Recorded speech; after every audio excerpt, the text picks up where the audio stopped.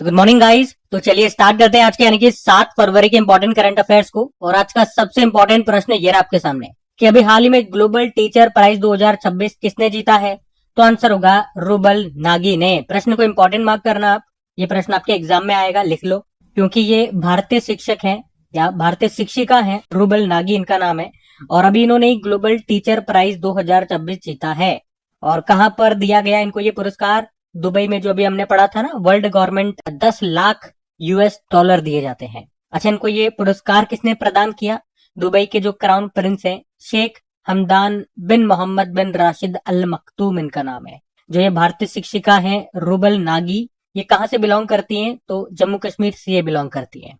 ठीक है, तो ग्लोबल टीचर प्राइज 2026 इस बार एक भारतीय को दिया गया है, रूबल नागी इनका नाम है। इस पुरस्कार के बारे में आपको बता दूं तो ये एक वैश्विक शिक्षक पुरस्कार है और ये उन शिक्षकों को दिया जाता है हर साल जिसने अपने पेशे में उत्कृष्ट योगदान दिया हो। इस पुरस्कार की शुरुआत 2015 में हुई थी। ये वर्की फाउंडेशन के द्वारा दिया जाता है और पहली बार किसी इंडियन को ये दिया गया था, उनका नाम था रणजीत सिंह डिसाले। 2020 में इनको दिया गया था, जो कि महाराष्ट्र से बिलोंग करते थे। और जब इनको ये पुरस्कार दिया गया था ना, भारत में मैक्सिमम एग्जाम्स में ये प्रश्न आया था और इसी बिहाफ पे मैं कह रहा हूं, अब ये रूबल नागी को दिया गया है। ये पुरस्कार पाने वाली ये दूसरी भारतीय बन गई है। तो अब ये प्रश्न आपके आने वाले एग्जाम में, मैक्सिमम एग्जाम में आपको देखने को मिलेगा। ठीक है, तो ध्यान में रखना। और लास्ट ईयर का भी मैं आपको बता दूं, 2025 में ये दिया गया था मंसूर अल मंसूर को, वो सऊदी अरब से हैं। और अभी जो 2026 में ये दिया जा रहा है, ये 10वें नंबर का ग्लोबल टीचर प्राइज दिया जा रहा है। बीच में एक दो तीन साल ये दिया नहीं गया था, तो इस तरह से अभी 10वें नंबर का है। ठीक है, तो प्रश्न इंपॉर्टेंट मार्क करेंगे। जैसे अवार्ड वाला प्रश्न है, तो चलो कुछ इंपॉर्टेंट अवार्ड्स मैं आपको रिवाइज करवा देता हूँ। जैसे कि देखो, अगर बात करते हैं ग्लोबल ह्यूमैनिटेरियन अवार्ड पाने वाले अभी पहले एशियाई कौन बने थे? अनंत अंबानी, वंतारा के संस्थापक है। PETA India 2025 person of the year चुना गया रवीना टंडन को। पहला फीफा शांति पुरस्कार मिला अमेरिकी राष्ट्रपति डोनाल्ड ट्रंप को। और पोलोस मार ग्रेगोरियस अवार्ड ये डॉक्टर टेसी थॉमस को दिया गया, जिन्हें मिसाइल वुमेन ऑफ इंडिया कहा जाता है। लोकनायक फाउंडेशन साहित्य पुरस्कार यह भी वेल्ला माला सिमन्ना को मिला था, जो कि एक तेलुगु लेखिका है। मौलाना अबुल कलाम आजाद पुरस्कार 2025 शिक्षाविद मोहम्मद लतीफ खान को दिया गया। 2025 का टर्नर पुरस्कार एन्नानु कालू को मिला, स्कॉटलैंड से है और ये आर्ट की फील्ड का एक अवार्ड है। भारत का सर्वोच्च विज्ञान पुरस्कार विज्ञान रत्न अभी एक भौतिकी विज्ञानी जयंत विष्णु नार्लिकर को दिया गया। मरणोपरांत इनको मिला, पिछले साल ही इनका निधन भी हो गया था। और अमेरिकी राष्ट्रपति डोनाल्ड ट्रंप को इजराइल का सर्वोच्च नागरिक सम्मान मिला, उसे कहते हैं इजराइल शांति पुरस्कार। विश्व खाद्य पुरस्कार 2025 मारियांगेला हंगरिया को मिला, ब्राजील से है। संयुक्त राष्ट्र जनसंख्या पुरस्कार 2025 वर्षा देश पांडे को मिला, महाराष्ट्र से है। Kenton R Miller award IUCN के द्वारा दिया जाता है, सोनाली घोष को दिया गया। ये अवार्ड पाने वाली भारत की पहली महिला बनी है, तो ध्यान रखना ये। अगला प्रश्न देखते हैं। फिर अगले प्रश्न में पूछ रहे हैं, हाल ही में बुजुर्गों के लिए समर्पित बजट की घोषणा करने वाला पहला राज्य कौन सा बन गया? तो आंसर होगा केरल। तो याद रखेंगे, अभी वर्ष 2026-27 के लिए बुजुर्गों के लिए समर्पित बजट पेश किया है और ऐसा करने वाला ये पहला राज्य बन गया है। इसमें केरल ने वरिष्ठ नागरिकों के लिए 46,236.52 करोड़ रुपए आवंटित किए हैं, जो कि राज्य के कुल बजट का 19.07% है। तो ये राज्य में बुजुर्गों की बढ़ती बुजुर्ग आबादी को ध्यान में रखते हुए ऐसा किया गया है। सिंपल सा याद रखेंगे, बुजुर्गों के लिए समर्पित अभी बजट की घोषणा करने वाला पहला राज्य बन गया कौन सा? केरल बन गया है। अच्छा, आपको याद होगा बुजुर्गों के लिए अलग से आयोग का गठन करने वाला पहला राज्य भी कौन सा बना था? पिछले साल केरल बना था, हमने पढ़ा था। अच्छा, इसी तरह से 2-3 प्रश्न आपके और बनेंगे। जैसे अगर पूछते हैं कि बच्चों के कल्याण और उनके विकास के लिए समर्पित जो बाल बजट है, चाइल्ड बजट, उसको पेश करने वाला पहला राज्य कौन सा है? तो याद रखना मध्य प्रदेश। और अगर पूछे पेपरलेस बजट पेश करने वाला पहला राज्य कौन सा था, तो फिर आंसर करना उत्तर प्रदेश। और आज जो हमने बात करी है वो बुजुर्गों के लिए समर्पित अभी बजट है, उसको पेश करने वाला पहला राज्य केरल है। अच्छा, मैं आपको केरल तो ले चलूंगा, लेकिन उससे पहले बुजुर्गों की बात हो रही है, वरिष्ठ नागरिकों की बात हो रही है, तो उनसे संबंधित कुछ प्रश्न मैं आपके लिए लेकर के आया हूँ। जैसे कि अगर बात करते हैं प्रयागराज पुलिस, इन्होंने वरिष्ठ नागरिकों के लिए एक योजना शुरू की थी, कौन सी? सवेरा। झारखंड सरकार ने वृद्धावस्था पेंशन की जो उम्र है उसको 60 से घटा के 50 वर्ष कर दिया था। मुख्यमंत्री वयोश्री योजना महाराष्ट्र ने शुरू की वरिष्ठ नागरिकों के लिए। मुख्यमंत्री विश्वकर्मा पेंशन योजना राजस्थान ने। और विश्व वरिष्ठ नागरिक दिवस 21 अगस्त को होता है। अंतर्राष्ट्रीय वृद्धजन दिवस होता है 1 अक्टूबर को। और विश्व बुजुर्ग दुर्व्यवहार दिवस 15 जून। मतलब बुजुर्गों से संबंधित ये 3 दिवस होते हैं। आपको याद होगा ग्लोबल एजिंग इंडेक्स आया था पिछले साल, उसमें भारत की रैंक है 123, टॉपर स्विट्जरलैंड है। और ये हमने पढ़ ही लिया। वरिष्ठ नागरिक आयोग स्थापित करने वाला पहला भारतीय राज्य केरल। एशिया की सबसे उम्रदराज हथिनी कौन थी? वत्सला, जिसका भी मध्य प्रदेश के पन्ना टाइगर रिजर्व में निधन हो गया। आयु 100 वर्ष से ज्यादा थी। अब बात तो हमारी केरल की चल रही है, तो ये मैप में केरल। कैपिटल तिरुवनंतपुरम, मुख्यमंत्री पिनाराई विजयन, गवर्नर है राजेंद्र विश्वनाथ अर्लेकर। राजकीय पशु हाथी हो गया, पक्षी है ग्रेट हॉर्नबिल पुष्प है कोनिकोना, वृक्ष है नारियल का फल है कटहल, मछली है green chromide. Silent valley national park है, पेरियार नेशनल पार्क है, एराविकुलम नेशनल पार्क है, अन्नामुड़ी शोला नेशनल पार्क है। यहाँ पे डुक्की डैम पेरियार नदी पर है। यहाँ का क्लासिकल डांस कथकली और मोहिनी अट्टम हो गया। क्लासिकल लैंग्वेज मलयालम है। कुछ फेस्टिवल्स देखेंगे, ओणम हो गया, त्रिशूरपुरम हो गया, अट्टुकल पोंगल हो गया, मकर विलक्कू हो गया, विश्व उत्सव हो गया। पहला अंतरराष्ट्रीय समुद्र तट महोत्सव भी यहाँ मनाया गया था। एक बार एग्जाम में प्रश्न आता है, केरल का कौन सा त्योहार नए साल का प्रतीक है? याद रखना, विश्व उत्सव। केरल के समुद्री तट को मालाबार तट कहते हैं, जबकि तमिलनाडु के समुद्री तट को कोरोमंडल तट कहते हैं। केरल को मसालों का बाग भी कहा जाता है। सबरीमाला टेम्पल भी आपको मिलेगा केरल में ही। कुछ और प्रश्न देखें केरल से, तो हमने पढ़ा था केरल की पंपा नदी को राष्ट्रीय नदी संरक्षण योजना के तहत शामिल किया गया। औषधीय पौधे आरोग्य पच की खोज करने वाले कट्टीमथन कानी का निधन हो गया, केरल से थे। मत्स्य शक्ति परियोजना यहाँ पर शुरू हुई थी। भारत के पहले निजी क्षेत्र के नेविगेशन केंद्र का उद्घाटन किया गया था केरल के तिरुवनंतपुरम में। केरल के वायनाड जिले के कलपेट्टा में भारत के पहले पूर्णतः कागज रहित जिला न्यायालय डिस्ट्रिक्ट कोर्ट का उद्घाटन किया गया था। और जो केरल सरकार के द्वारा दिया जाने वाला मलयालम सिनेमा का जो सर्वोच्च सम्मान होता है, जेसी डेनियल पुरस्कार, अभी 2024 के लिए दिया गया अभिनेत्री शारदा को। ठीक है, तो ये पॉइंट्स ध्यान रखना केरल से सब। अगला प्रश्न देखते हैं। फिर अगले में पूछ रहे हैं, हाल ही में space based AI data centre बनाने की घोषणा किसने की है? तो आंसर होगा चाइना ने। तो अभी चाइना ने कहा कि वो अगले 5 सालों में space based AI data centre स्थापित करेगा। तो देखो इसको समझते हैं कि अंतरिक्ष आधारित एआई डेटा सेंटर क्या है। तो ये एक ऐसा कंसेप्ट है जिसमें एआई यानी कि आर्टिफिशियल इंटेलिजेंस के लिए जो विशेष रूप से डिजाइन किए गए हाई परफॉर्मेंस कंप्यूटर्स होते हैं, उनको पृथ्वी के चारों ओर कक्षा में स्थापित करना होता है। न कि धरती पर किसी बिल्डिंग में उनको रखना होगा, बल्कि पृथ्वी के चारों ओर अंतरिक्ष के विशेष रूप से डिजाइन किए गए ये हाई परफॉर्मेंस कंप्यूटर्स है ना, इनको कैलकुलेशन और कूलिंग के लिए भारी मात्रा में एनर्जी चाहिए होती है। तो स्पेस में अगर इनको रख देंगे तो क्या होगा, वहां पे हम सोलर पैनल लगा देंगे, तो उन्हें लगातार सूर्य से स्वच्छ ऊर्जा मिलती रहेगी, वो लगातार काम करते रहेंगे। हमें अलग से ऊर्जा देने की जरूरत नहीं पड़ेगी कि अरे यार ऊर्जा बनाओ जल्दी जल्दी उनको देनी है। वो ऊपर ही सूर्य से ऊर्जा लेते रहेंगे और काम करते रहेंगे। अब ऐसे हाई परफॉर्मेंस कंप्यूटर जब काम करते हैं तो बहुत ज्यादा हीटेड भी हो जाते हैं, बहुत ज्यादा गर्म हो जाते हैं, तो उनको कूलिंग करने के लिए अलग से हमें एनर्जी देनी पड़ती है। तो स्पेस में तो मामला ठंडा है, तो वो गर्म भी नहीं होंगे इतने, तो वो टेंशन भी हमारी खत्म हो जाएगी। तो space based AI data centre का मतलब यही हो गया कि अंतरिक्ष में एक एआई डेटा सेंटर हमें बनाना है। हमें नहीं बनाना, मतलब ये चाइना बनाना जा रहा है, काहे कि 5 साल में बना लेगा। आपको मतलब समझ में आ गया ना, मैंने आपको मतलब समझाया। और वहां बनाने का फायदा क्या है वो भी मैंने आपको बता दिया। वो सूरज से एनर्जी लेते रहेंगे, काम करते रहेंगे, कूलिंग की भी टेंशन नहीं है, कूल रहेंगे हमेशा। और चाइना ही केवल ऐसा नहीं कर रहा है, आपको बता दूं, इसी तरह से गूगल ने भी अंतरिक्ष आधारित एआई डेटा सेंटर का निर्माण करने के लिए 2027 तक प्रोजेक्ट सनकेचर लॉन्च करने की घोषणा की है। और एनवीडिया कंपनी है, उसका एक स्टार्टअप है स्टार क्लाउड, वो भी इस पे काम कर रहा है।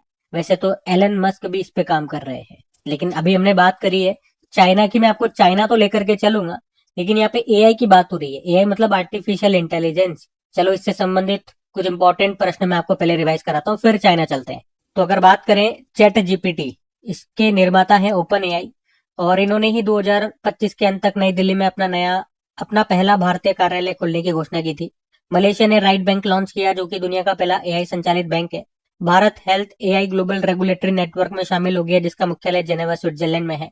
भ्रष्टाचार से निपटने के लिए एआई मंत्री, जिनका नाम रखा डेला, इनको नियुक्त करने वाला दुनिया का पहला देश बना था अल्बानिया।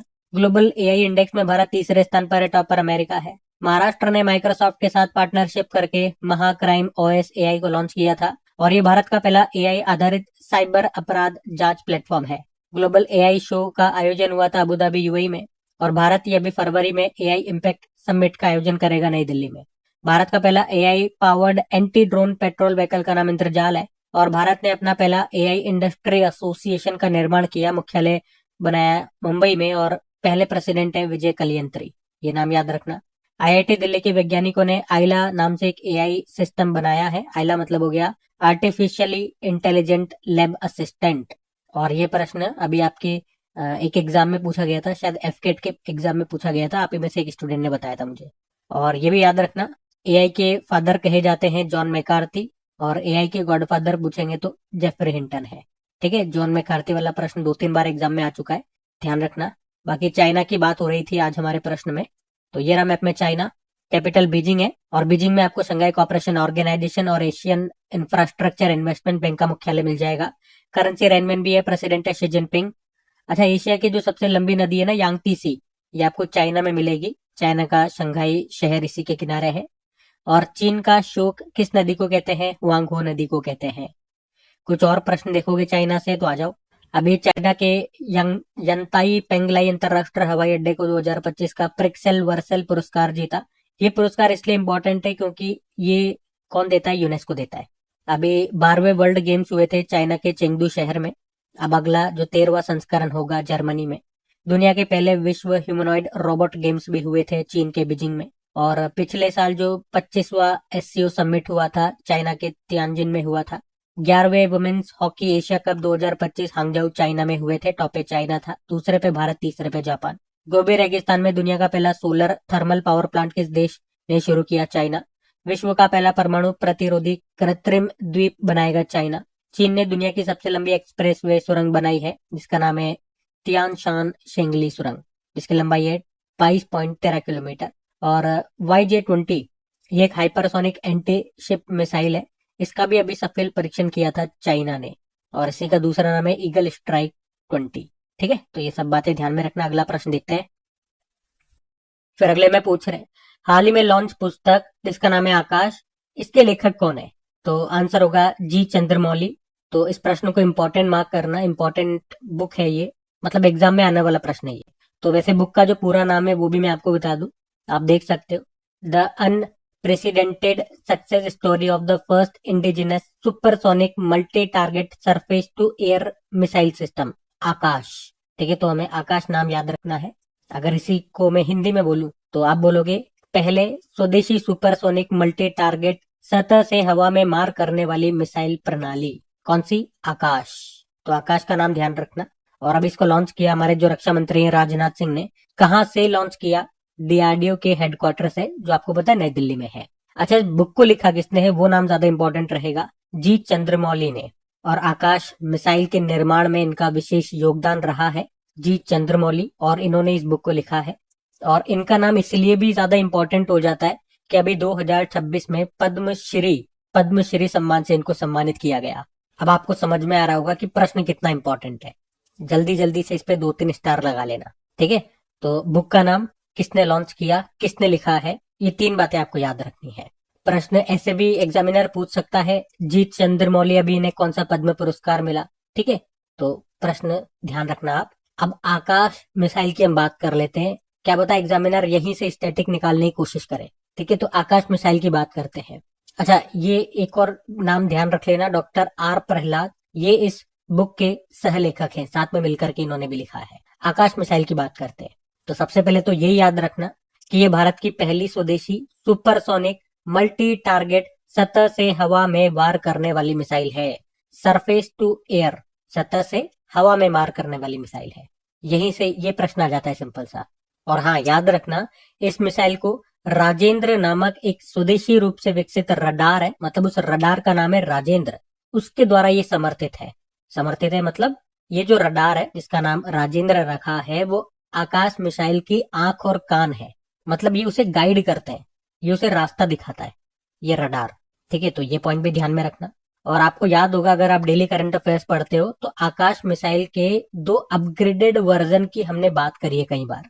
एक आकाश प्राइम और उसके बाद आया था आकाश एनजी न्यू जनरेशन। पढ़ा है हमने इन दोनों को, डीआरडीओ ने इनका सफल परीक्षण किया है जब हमने पढ़ा इनके बारे में।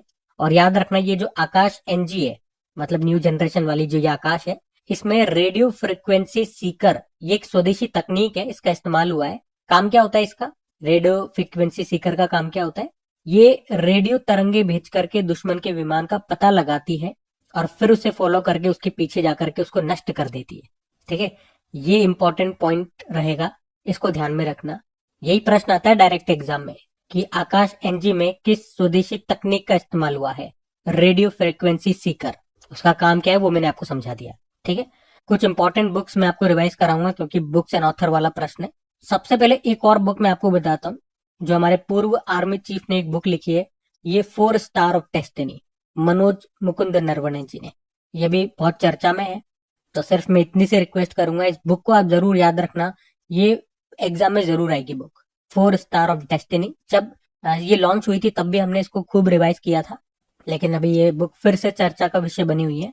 तो सिंपल सा बुक और उसके ऑथर का नाम आप याद रख लेना, 4 स्टार ऑफ डेस्टिनी। किसने लिखा? मनोज मुकुंद नरवणे जी ने। अब आ जाओ, मैं आपको बुक्स रिवाइज कराऊं कुछ। एक बुक हमने पढ़ी थी, confessions of a Shakespeare addict, इसको लिखा वी.एस. रवि ने।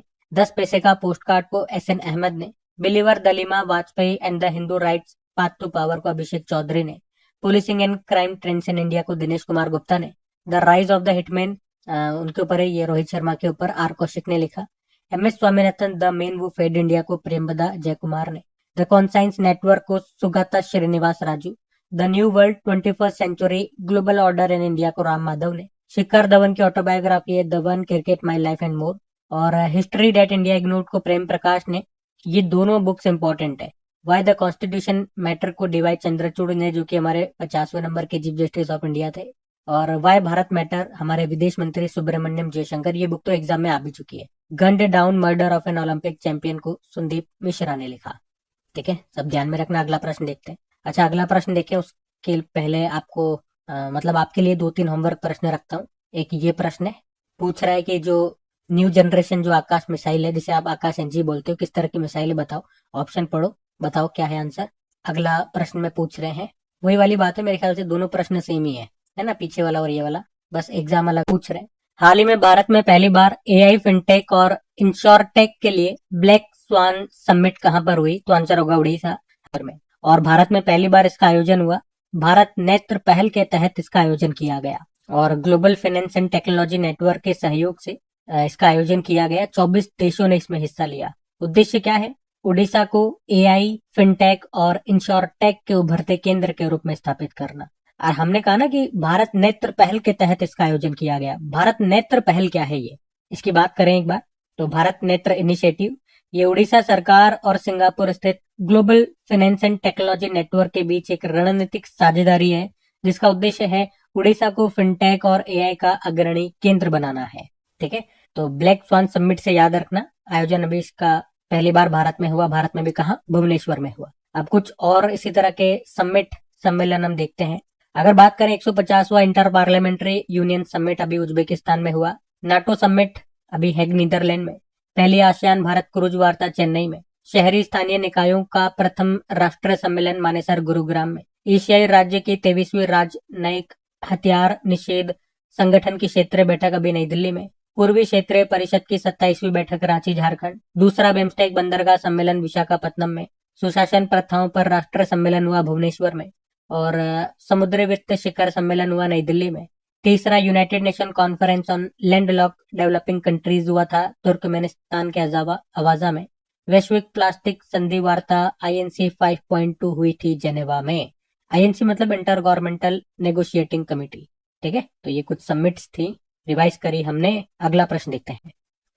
फिर अगला प्रश्न देखो, ये भी इंपॉर्टेंट है। अभी हाल ही में भूटान की महारानी जी को किस राज्य के 22वें Upendra Nath Brahma soldier of humanity पुरस्कार 2025 से सम्मानित किया गया? तो आंसर होगा असम। तो भूटान की महारानी जी कौन है, क्या नाम है? ग्यालयुम आशी दोरजी वांगमो वांगचुक, ये इनका नाम है। और अभी इनको भारत के असम में सामाजिक कल्याण, ग्रामीण विकास, महिला सशक्तिकरण और हाशिए पर पड़े समुदायों की सहायता के प्रति उनके आजीवन समर्पण के लिए दिया गया है। एक्चुअली में उनका एक फाउंडेशन है जिसका नाम है तारायाना, उसके माध्यम से ये लोगों की मदद करती है और उसी के लिए इनको ये सम्मान मिला है।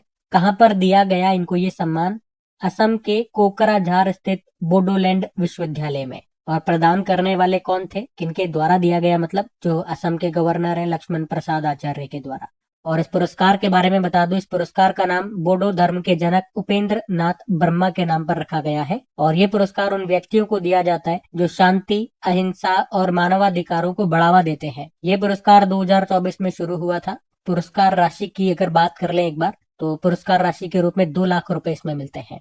ठीक है, तो इस पुरस्कार से संबंधित एक एक पॉइंट, सब तरह का पॉइंट मैंने आपको करवा दिया है।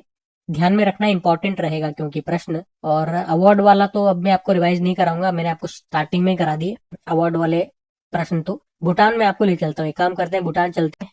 तो ये रहा मैप में भूटान। पहले तो आप मैप में देखो, कैपिटल थिम्पू होती है, करेंसी यहाँ पे भारतीय रुपया भी चलता है और वहाँ की एंगल ट्रम भी चलती है।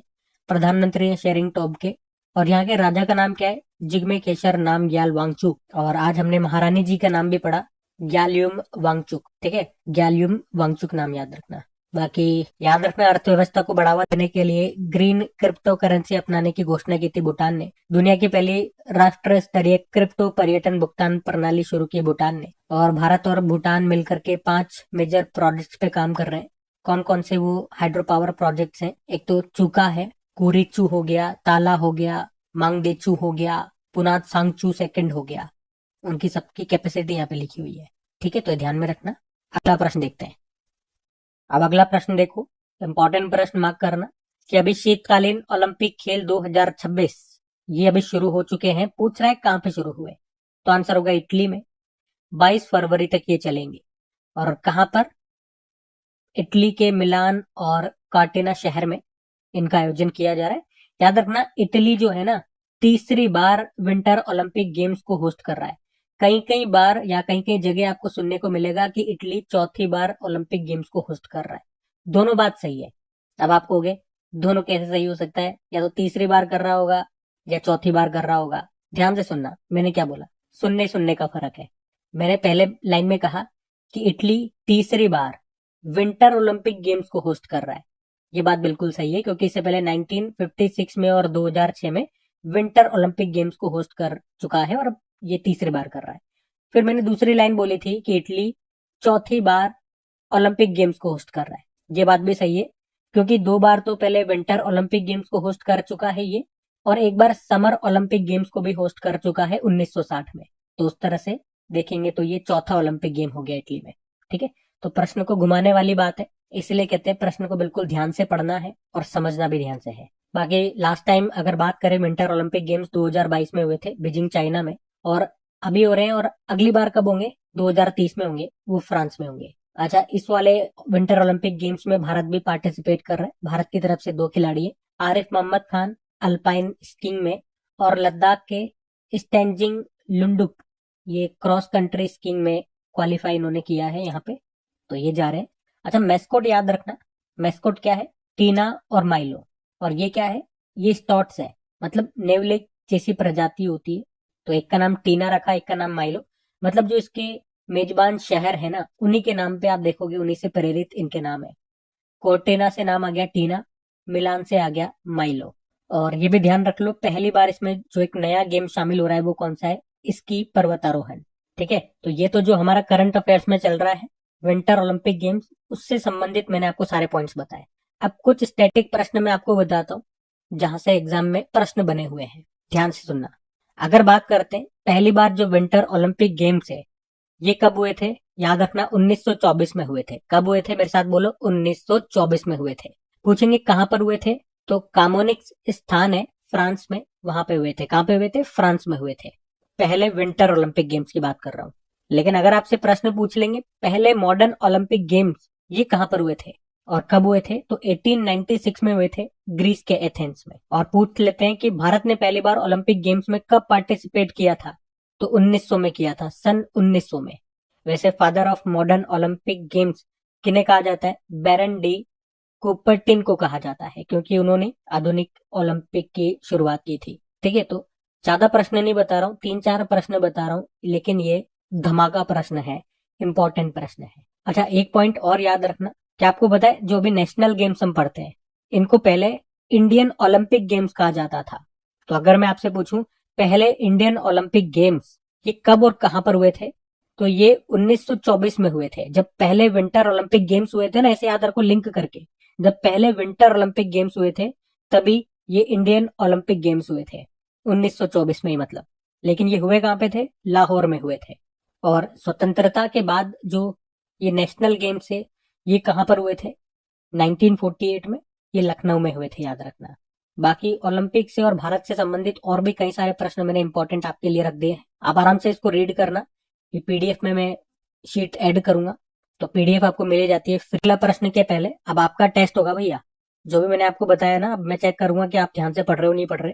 ये सारे एग्जाम में पूछे गए आपके लिए होमवर्क प्रश्न है, इनको आप ही को सॉल्व करना है। अब देखना आपके अंदर क्या कॉन्फिडेंस आएगा गजब का। ये सारे हम एग्जाम में आए हुए प्रश्न है और इनको मैं सॉल्व नहीं करा रहा हूँ, यहीं पे आपको अंतर नजर आएगा। करंट अफेयर्स का वीडियो बहुत सारे लोग बनाते हैं, अगर वहां पे कोई एग्जाम में पूछा गया प्रश्न वो लेकर के आएंगे तो वो खुद ही सॉल्व कराएंगे। लेकिन क्रैक एग्जाम चैनल पे बच्चे खुद सॉल्व करते हैं, क्योंकि बच्चे होशियार हैं। तो चलो मेरे होशियार चंदो, सॉल्व करो एक एक करके। मैं फटाफट निकालता हूँ, आप वीडियो को पॉज करना और इनको सॉल्व करना। ये लो, करते जाओ। 7 8 10 प्रश्न होंगे, है ना? लगाओ सब। हम अगला प्रश्न देखते हैं। आराम से वीडियो को पॉज करना, पढ़ना और सॉल्व करना। फिर अगले में पूछ रहे हैं, देखो, अभी हाल ही में अनाहत सिंह ने अपने करियर का पहला पीएसए ब्रोंज स्क्वैश ओपन 2026 का खिताब कहां पर जीता? तो आंसर होगा अमेरिका में। तो भारत की स्टार स्क्वैश प्लेयर है अनाहत सिंह, पहला पीएसए ब्रोंज लेवल का खिताब जीता है। किसे हरा करके? जॉर्जिना कैनेडी को। ये इंग्लैंड की स्क्वैश प्लेयर है और वर्ल्ड रैंकिंग में 10वें नंबर की ये प्लेयर है, जिनको हरा दिया अनाहत सिंह ने। और ये अनाहत सिंह के करियर का सबसे बड़ा और पहला वर्ल्ड लेवल का पीएसए खिताब है। पीएसए मतलब हो गया प्रोफेशनल स्क्वैश एसोसिएशन। और इस जीत के बाद अनाहत ये वर्ल्ड रैंकिंग में टॉप 20 में आ गई है, जिससे वो ये उपलब्धि हासिल करने वाली सबसे युवा एशियाई खिलाड़ी बन गई है। ठीक है, तो अनाहत सिंह का नाम याद रखना। वैसे अब आपको याद हो ही चुका होगा, बहुत बार हमने जब भी स्क्वैश की बात करी है तो इनका नाम जरूर पड़ा है। ये एक स्क्वैश प्लेयर है, ऐसे भी प्रश्न आ सकता है, नाम देके पूछ ले इनका संबंध किस खेल से है, तो स्क्वैश प्लेयर है। आपको याद होगा भारत ने 2025 में पहली बार स्क्वैश वर्ल्ड कप जीता था। कब? तो जब इसका आयोजन भारत में ही हुआ था। स्क्वैश वर्ल्ड कप का आयोजन भारत में हुआ था, चेन्नई में। भारत ने इसको जीता था पहली बार। किसको हरा करके? हांगकांग को हरा करके। अच्छा, स्क्वैश से और याद आ रहा है क्या कुछ? अभी जो 2028 में जो समर ओलंपिक पूछ रहे हैं, हाल ही में महिला जननांग विकृति के प्रति शून्य सहिष्णुता का अंतरराष्ट्रीय दिवस कब मनाया गया? तो ये मनाया जाता है 6 फरवरी। फीमेल जेनिटल म्यूटिलेशन, हिंदी में बोलोगे महिला जननांग विकृति के प्रति शून्य सहिष्णुता का अंतरराष्ट्रीय दिवस। ये कब होता है? 6 फरवरी को होता है। मनाने का उद्देश्य महिला जननांग विकृति को पूरी तरह समाप्त करना और इस प्रथा से जुड़ी भ्रांतियों को मिटाना और इसके बारे में जागरूकता फैलाना। आपको बता दो, यूनाइटेड नेशन का लक्ष्य है 2030 तक महिला जननांग विकृति फीमेल जेनिटल म्यूटिलेशन को समाप्त करना है। और थीम भी रखी है वैसे इसकी, towards 2030 no end to FGM. FGM मतलब female genital mutilation without sustain commitment and investment. Theme बड़ी है लेकिन फिर भी मैंने आपको बता दिया, तो ये ध्यान रखना। वैसे अभी तक देखोगे तो 1 फरवरी को हमने भारतीय तटरक्षक बल दिवस, 2 फरवरी को विश्व आर्द्रभूमि दिवस, 4 फरवरी को वर्ल्ड कैंसर डे और 4 फरवरी को हमने अंतरराष्ट्रीय मानव बंधुत्व दिवस के रूप में भी बनाया था, international day of human fraternity. ठीक है, तो ये भी ध्यान रखना। अगला प्रश्न देखते हैं। फिर अगले में पूछ रहे हैं, हाल ही में $1 ट्रिलियन के बाजार मूल्य तक पहुंचने वाली दुनिया की पहली खुदरा कंपनी कौन सी बन गई? रिटेल कंपनी बन गई है वॉलमार्ट। तो याद रखेंगे सिंपल सा, वॉलमार्ट ये भी जनवरी 2026 में 1 ट्रिलियन यानी कि 1 लाख करोड़ US$ के बाजार मूल्य मार्केट कैप तक पहुंचने वाली पहली रिटेल कंपनी बन गई है। ठीक है, इतना सा याद रखना है। वैसे आपको यह भी बता दूं कि विश्व की सर्वाधिक मार्केट कैप वाली बाजार पूंजीकरण वाली जो कंपनी है वो एनवीडिया है। इसका जो मार्केट कैप है वो $4.5 ट्रिलियन है। अच्छा, ट्रिलियन का मान कितना होता है? जिस तरह से मिलियन मतलब होता है 10⁶, बिलियन मतलब होता है 10⁹ और ट्रिलियन मतलब होता है 10⁻15। वॉलमार्ट की बात करें, स्थापना होती है 1962 में, हेडक्वार्टर अमेरिका और चेयरमैन है ग्रेग पेन्नार। बाकी ये थी आज की हमारी करंट अफेयर्स की क्लास। तो प्लीज कमेंट करके जरूर बताइएगा सेशन आपको कैसा लगा। और मैं जानना चाहूंगा, अगर आप में से कोई स्टूडेंट पहली बार क्रैक एग्जाम चैनल पे करंट अफेयर्स पढ़ रहे हैं, पहली बार इस क्लास को अटेंड कर रहे हैं, तो वो कौन कौन स्टूडेंट है और क्लास कैसे लगी आपको बताइएगा जरूर। बाकी प्लीज इस क्लास को सपोर्ट जरूर कीजिएगा, मुझे सपोर्ट कीजिएगा, इसे अपने दोस्तों के साथ में स्टडी ग्रुप में शेयर करके एक बार, और वीडियो को लाइक नहीं करा तो लाइक कर देना। बाकी चलो अभी कल के करंट अफेयर्स का हम क्विक रिवीजन कर लेते हैं और सेशन एंड करते हैं। और इसकी पीडीएफ मैंने आपको बता ही दिया था, और साथ में इसका मॉक टेस्ट लगाएं, आप रिवीजन करें, बिल्कुल फ्री होता है। कहां पर? क्रेक एग्जाम एप्लीकेशन पे, जिसका लिंक डिस्क्रिप्शन बॉक्स में है। बाकी चलो भी कल के करंट अफेयर्स का हम क्विक रिवीजन कर लेते हैं और सेशन एंड करते हैं। तो कल आपसे पूछा था कि वुमेन प्रीमियर लीग 2026 का खिताब किसने जीता, तो आंसर होगा आरसीबी ने जीता। फिर पूछा था चर्चा में रहा दुनिया का पहला प्राइवेट स्पेस स्टेशन, ये कौन सा है? हेवन 1। और पंचायत एडवांसमेंट इंडेक्स 2.0 में टॉप पर रहा त्रिपुरा। किस राज्य के पहले अंतरिक्ष केंद्र का उद्घाटन एक सरकारी स्कूल में अभी किया गया? छत्तीसगढ़। 16 साल से कम उम्र के बच्चों के लिए सोशल मीडिया पर बैन लगाने की घोषणा करने वाला भी नवीनतम यूरोपीय देश बन गया स्पेन। डीआरडीओ ने solid fuel ducted ramjet technology, इसका सफल परीक्षण किया उड़ीसा में। एयरपोर्ट अथॉरिटी ऑफ इंडिया के बोर्ड में शामिल होने वाली पहली महिला बन गई है निवेदिता दुबे। 72वां महिला सीनियर राष्ट्रीय कबड्डी टूर्नामेंट 2026 जीत लिया हरियाणा ने। और भारत की प्रधानमंत्री सेतु योजना के लिए किसने $830 मिलियन के ऋण को मंजूरी दे दी? World bank. और आखिरी प्रश्न था, अंतर्राष्ट्रीय मानव बंधुत्व दिवस मनाया गया 4 फरवरी को। बाकी चलो कल का भी होमवर्क प्रश्न देखते हैं और सेशन एंड करते हैं। तो कल पूछा था इसरो ने अभी कहां पर होप स्टेशन की स्थापना की थी, तो आंसर होगा लद्दाख। आप सभी ने प्रश्न का बिल्कुल सही उत्तर। इसरो ने अभी कहां पर होप स्टेशन की स्थापना की थी, तो आंसर होगा लद्दाख। आप सभी ने प्रश्न का बिल्कुल सही उत्तर दिया। अब ये आज का आपका होमवर्क प्रश्न।